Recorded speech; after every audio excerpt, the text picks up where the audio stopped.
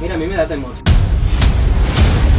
Hay una leyenda negra de la historia de la revolución alrededor de los temas de los derechos de las personas LGBT. No factible sería llevar a escrutinio popular un código de familia cuando, por ejemplo, no llevamos a escrutinio algo como el código de trabajo.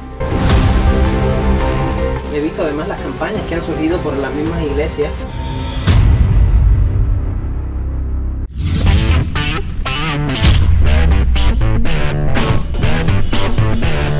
Bienvenidos una vez más a Cara a Cara. Vamos a estar hablando sobre un tema muy interesante y para eso tenemos aquí a Paquito el de Cuba. Quizás lo conocen de internet porque tiene un blog que habla sobre todas las acciones que se hacen en Cuba alrededor de la comunidad LGBT. Bueno, y lo decía Gustavo, todo el mundo lo conoce por Paquito, pero su nombre oficial es Francisco Rodríguez Cruz. Y durante las jornadas cubanas contra la homofobia y la transfobia estuvo presentando el libro Paquito el de Cuba, una década de ciberactivismo. ¿Qué está ocurriendo ahora mismo en Cuba alrededor de la comunidad LGBT? ¿Cómo pudiera descubrirlo usted? A ver, yo pienso que en estos momentos lo más importante que está ocurriendo es el proceso de sensibilización para prepararnos a lo que se nos viene con la consulta, discusión y aprobación y referendo de un nuevo código de las familias en Cuba. O sea, este es un proceso que es parte de la implementación de la nueva constitución y que evidentemente va a necesitar desde el activismo de las personas LGBTIQ mucha participación y de las personas heterosexuales también para explicar, persuadir, razonar, vencer resistencias que todavía existen y lograr lo que en definitiva queremos. Y le dice mi camiseta, que todos los derechos sean para todas las personas. ¿Qué actividades fundamentalmente está realizando la comunidad para educar al pueblo en ese sentido? Yo pienso que, a ver, hay un activismo que ha tenido una historia a lo largo de los últimos 10 años más, de 10 años ya, de organización de las personas alrededor de grupos, de redes comunitarias para llevar este trabajo de sensibilización. Bueno, las primeras que se organizaron, ¿quiénes serían? Bueno, las mujeres, como siempre, que van siempre adelante. Bueno, empezaron a surgir redes, surgió la que yo he estado más ligado en el año 2010, que fue, en aquel momento se llamó Hombres por la Diversidad, que éramos fundamentalmente un grupo de hombres gays, bisexuales y heterosexuales también. Después lo ampliamos y empezaron a incorporarse también mujeres, personas trans, y le cambiamos el nombre, le pusimos Humanidad por la Diversidad y mantuvimos el acrónimo H por D. También hubo una red de jóvenes, una red de juristas. Mira, en la red de jóvenes, ya que usted la menciona, la red de jóvenes yo le tengo que agradecer mucho. Cuando yo estaba en la Universidad de Holguín, que realmente, lo tengo que confesar, quizás el hecho de vivir en una sociedad que está construida sobre preceptos patriarcales, un machismo muy arraigado. Recuerdo yo crecí en una comunidad donde se juega el dominó, se tomaba ron, o sea, ciertos patrones que a veces te llevan a una conducta que no es la más favorable, ni quizás la que más abierto uno tiene para aceptar a las personas, ¿no? Y yo recuerdo que yo era homófobo. Yo realmente al inicio, incluso ahora mismo soy bisexual, lo digo abiertamente, y al inicio yo era homófobo, y no era ni que me había o no aceptado, sino simplemente era que no conocía, y hacía rechazo a las personas que quizás por su conducta podían parecer más femeninos, y gracias a esta red de jóvenes por los derechos sexuales, que fueron del CNSX, fueron hasta Holguín, hicieron un taller con mi grupo, con el grupo, y realmente ahí conocí a transformistas, conocí realmente la vida interna de los transformistas, de la vida de transexuales, de la vida de la comunidad LGBT, y ha ayudado mucho. Y yo quería hacer una pregunta específica ahora, porque realmente Cuba ha avanzado mucho, pero todavía le falta avanzar cantidad. ¿De qué forma ha mellado el tema del coronavirus, el contexto del coronavirus al avance de quizás este conocimiento que necesita la población cubana? A ver, yo pienso que este último año y medio, por ejemplo, se han resentido incluso estas propias labores de sensibilización, del trabajo en redes, se ha visto obstaculizado, ¿no? por las propias dinámicas de protección que hemos tenido que asumir en el país y a nivel familiar, individual. Las propias jornadas cubanas contra la homofobia y la transfobia, estas son la segunda edición que la hacemos virtual, que tiene evidentemente un alcance, incluso personas que posiblemente en otras circunstancias no participaban, y sobre todo en más personas jóvenes que tienen acceso a la tecnología, pero también deja fuera a un grupo importante de población que que no es lo mismo el contacto físico. Tú decías algo interesante sobre tu experiencia personal y quería retomarlo, y es que la homofobia y la transfobia no son privativos de las personas heterosexuales. Muchas veces pensamos así y no es tan así. O sea, la orientación sexual no implica ni siquiera ser homosexual o ser transexual, implica que tú no puedas tener prejuicios y estereotipos y rezagos y rechazar incluso a personas con orientaciones sexuales no heterosexuales, pero que no son la tuya. Eso es un fenómeno complejo porque y es lógico, pero si tú lo analizas, bueno, estamos formados en la misma sociedad, ¿no? Y por tanto estamos criados en los mismos modelos patriarcales, con las mismas estereotipos, y no basta, no es una garantía que tú seas gay para que tú no seas homófobo o que seas que tengas transfobia. Son fenómenos complejos porque la diversidad sexual es muy también específica de cada individuo. O sea, nadie construye su sexualidad de una manera igual, y por tanto lo que debemos tratar es de entender que eso es solo una parte de la personalidad y que no demerita ningún valor de la persona, y que lo que hay es que aceptar a la gente como son y como se sienten más realizadas y felices. Y justo como lo decía Gustavo, en ese contexto de sociedad patriarcal, ¿cuán factible sería llevar a escrutinio popular un código de familia cuando, por ejemplo, no llevamos a escrutinio algo como el código de trabajo, que quizás afecta también a gran cantidad de personas?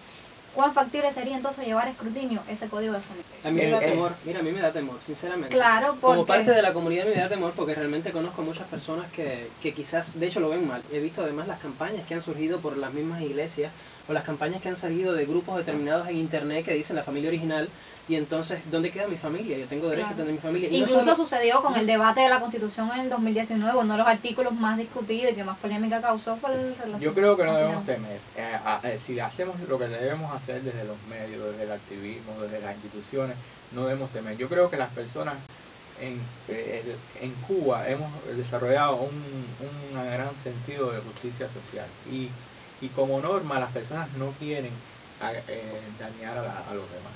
Yo creo que lo que hay es que dar más argumentos. Mira, ¿por qué vamos a tener que pasar por ese proceso? Porque la propia concepción y discusión, consulta y aprobación de la Constitución llevó a partir del debate popular, pues a esta fórmula de trasladar hacia el Código de la Familia este debate que vamos a tener. De alguna manera queríamos tener una constitución fuerte, sólida, que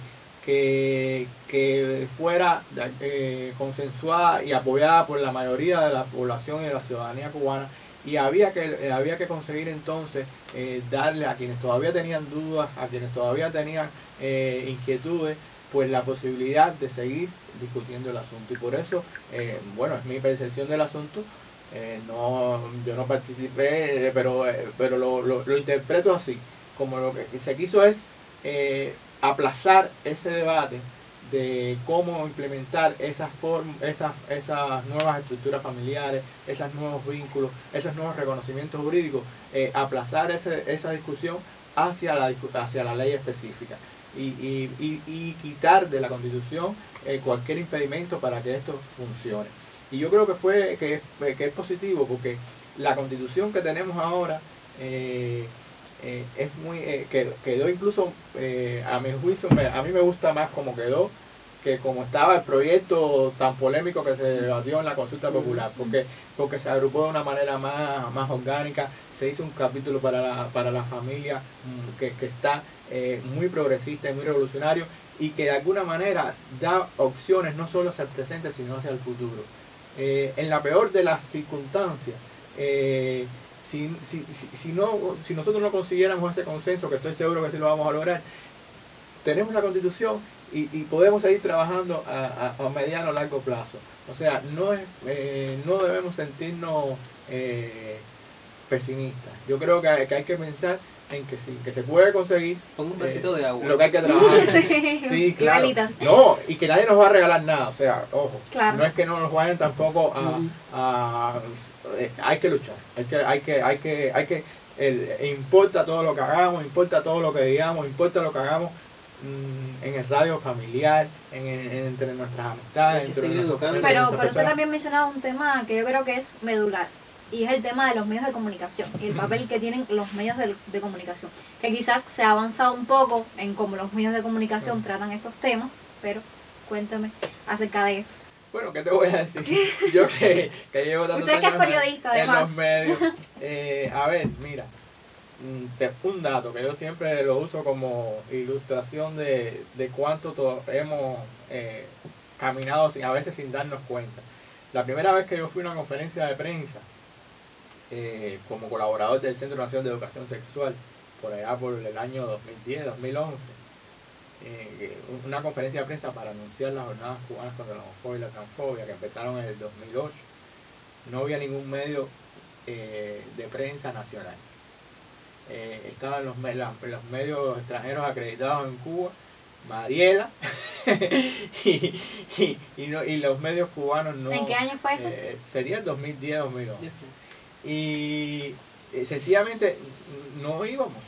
Bueno, tampoco no íbamos porque no queríamos, era que no nos dejaban ir. Y además no estaba ni siquiera dentro de la rutina. Exacto.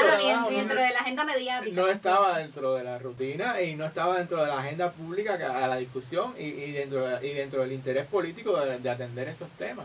Después de eso hubo un congreso del partido, una conferencia del partido en 2012, pasaron muchas cosas que fueron cambiando y se trabajó, y el Centro Nacional de Educación Sexual, con el apoyo y la colaboración desde el activismo de muchos profesionales, empezaron a trabajar también de conjunto con el partido, a intercambiar, a hablar, a conversar, a convencer y a abrir esos espacios, porque llegó un momento en que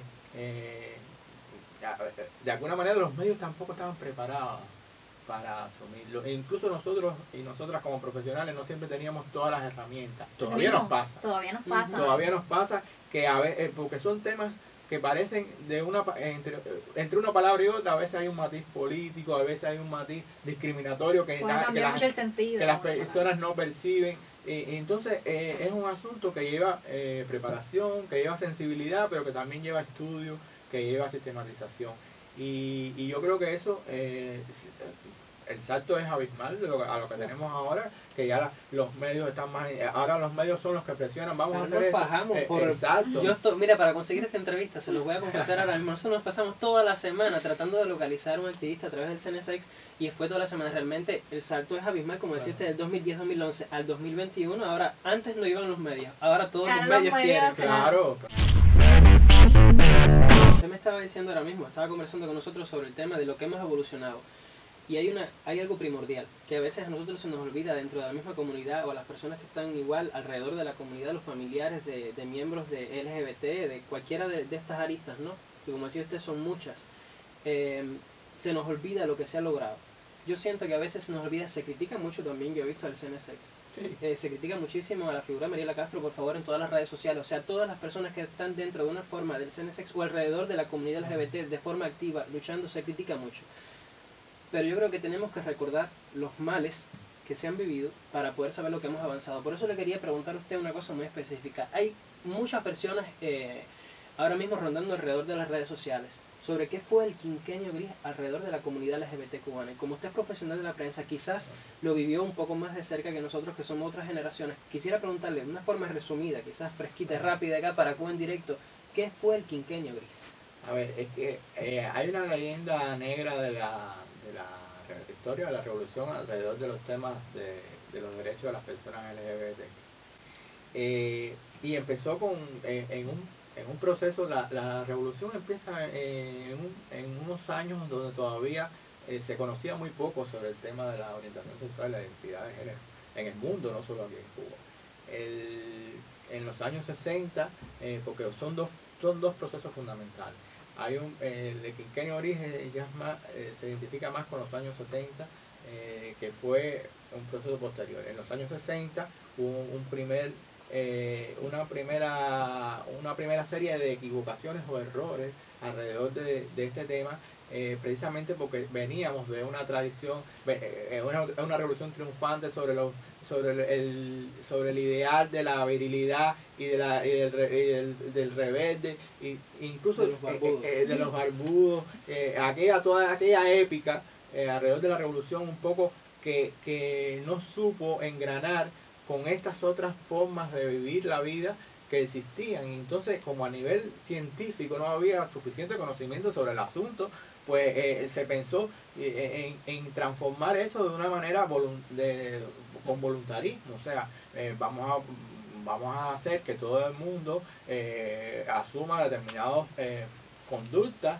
que sean sobre el esquema de lo que pensamos o de la sociedad creía que era lo correcto en ese momento. Entonces surgen aquellas unidades militares de apoyo a la producción, y toda esa historia que fue dolorosa, que causó daño a personas y que motivó sufrimiento, que se rectificaron en poco tiempo, porque además se sigue hablando de eso. Las personas que lo sufrieron, muchas, lograron sobrepasar esos obstáculos y esos traumas, pero otras no. Y un poco también se magnifica desde la politización que se hace para abusar y para mantener a la revolución cubana asediada. Entonces es un proceso enredado. Después de eso entonces viene una segunda fase, que es lo que tú llamas el quinquenio Oriz, que se habló también de la parametrización, que fue un proceso como de purga de personas homosexuales que estaban en distintas ramas de la sociedad, y un poco que a esconder esa realidad. Y quien decía y quien asumía abiertamente su orientación sexual, pues a veces podía ser marginado, podía ser discriminado, y eso también causó muchos problemas. A mí me han hecho historias de que en un momento determinado, incluso si eras heterosexual y tenías el pelo largo, podía ser cuestionado por tener el pelo largo. No solamente incluso era por ser LGBT, pertenecer a la comunidad, sino además hasta estos movimientos un poco más hippies que también tenían que ver en la época, todo estaba englobado, ¿no? A ver, pero hay que verlo todo en su contexto. Es muy difícil enjuiciar, yo diría que es muy fácil enjuiciar a las generaciones que nos precedieron. Siempre claro, porque no, pero hay que ubicarse en aquel contexto de gran polarización política, de enfrentamientos todavía casi en el plano militar con los Estados Unidos. Era era una situación complicada, y entonces yo no la viví, yo también la sé por referencia, pero siempre tengo la percepción de preguntarme eso mismo: ¿por qué pasó? Pues, ¿cómo es posible que una revolución que emancipó al campesinado, que enseguida se lanzó contra la discriminación racial, contra la discriminación de género, y darle oportunidad a la mujer, pues no entendiera algo como eso, como que las personas aman y sienten diferente? Y es que no había las herramientas conceptuales ni teóricas ni del conocimiento científico, porque se habla mucho de Cuba y se estigmatiza y se acusa a Cuba, pero en el año 69 fueron los sucesos de Stonewall en los Estados Unidos. Sí, o sea, fenómeno global. Fue después, los sucesos de Stonewall fueron después de que en Cuba se cerraran la JUMAP. O sea, y hay otras películas en Europa, en países de Europa, en otros de América Latina también, que en esas décadas hacían cosas terribles. ¿Existe en nuestro país ya la infraestructura, algo de eso, para que cuando una persona decide hacerse el cambio de sexo, puede llegar a un hospital o algo y solicitar eso, o todavía no está pensada esa la readecuación genital, que es como técnicamente se conoce este proceso para las personas transexuales que lo necesitan y lo requieren, por su propio estado psicológico, que necesitan esa transformación para sentirse plena. Es también un acompañamiento que se debe hacer a lo largo del tiempo. Aquí en Cuba la primera operación de ese tipo se hizo en el año tan temprano como 1988. Tremendo dato interesante. Que todavía esta persona, Mavi Suset, protagonista además de inspiradora de películas y protagonista de documentales, está por aquí con nosotros.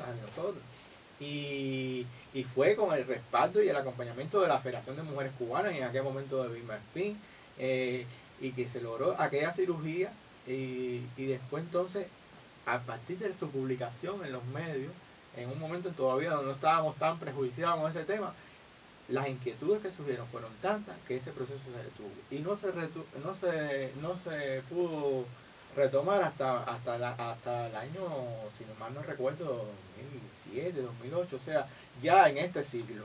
Y después, bueno, ha habido procesos de adiestramiento de los cirujanos nuestros, ha habido emisiones de cirugía de otros países, de expertos que han venido a hacer operaciones, se han operado yo no tengo el dato exacto, habría que preguntarle a los compañeros y compañeros del Centro Nacional de Educación Sexual, pero había había ya varias decenas de personas que se le habían readecuado sus genitales. Es un proceso complicado, un proceso que lleva tiempo, un proceso que lleva acompañamiento psicológico y médico en determinados aspectos para la transformación corporal.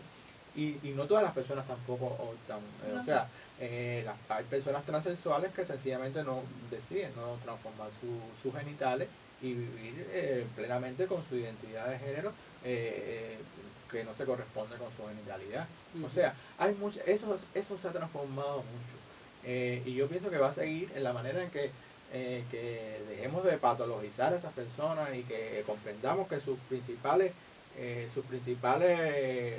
problema es que la sociedad no les acepte, que la sociedad no les entienda, que la sociedad les aparte por lo que están sintiendo. Eso sí le genera malestar y le genera ansiedad y le genera problemas, pero no su genitalidad. O sea, al final eso no se ve.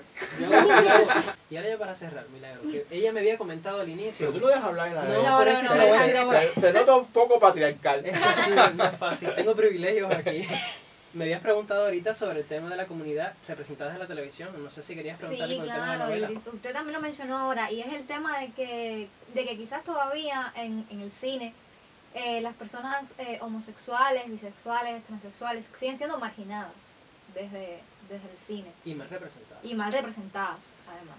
Mira, ese es un tema, yo creo que también es un tema que ha ido evolucionando desde una invisibilidad hacia un mayor reconocimiento de que existe el fenómeno, pero todavía estamos, al menos desde el cine y mi percepción como televidente y como cinéfilo, al menos de lo que he visto de nuestra cultura, pues no me satisface aún, porque todavía el enfoque muchas veces desde lo sórdido, desde la tragedia, desde el drama, de que termina, si salimos vivos de la película, sí, ya es un mérito. O sea, y yo pienso que ya estamos en una etapa en que podemos asumir este asunto con menos dramatismo, sí. O sea, con más que eso sea normalidad. Exacto, sí, naturalizar el asunto, no tiene por qué ser siempre el centro del conflicto la sexualidad de las personas. Yo pienso que hay familias y parejas que han resuelto eso con mucha civilidad, y que por tanto esto pudiera ser perfectamente reflejado en cualquier obra de arte, en cualquier espacio cultural.